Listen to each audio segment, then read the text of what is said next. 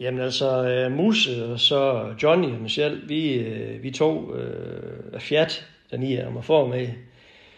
Og Kai Syvfinger, han var stået tidligt op. Han mente, at Suzuki S50, den rendte noget længere over lige. Jamen altså, vi har aftalt, at vi lige mødes lige ved grænsen lige til en bratwurst og så en kongobajer dernede. Men Kai Syvfinger, han skulle godt nok have noget at spise. Han har fået sådan en spyflue kløve på motorvej.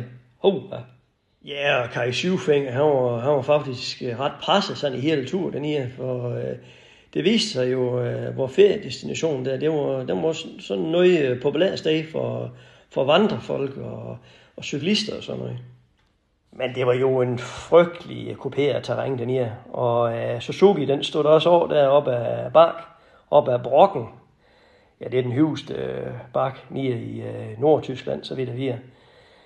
Så da han først, eller anden eller tredje gang, blev overhalet sådan en midaldrende motionist, jamen så blev det for meget for ham. Så smed han Suzuki ud i græs.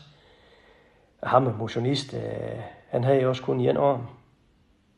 Og det mindede faktisk lige hans mus om Dagny derhjemme, så det endte med, at vi tog damptog 49 bakke, fik lidt at spise, midt gemyse.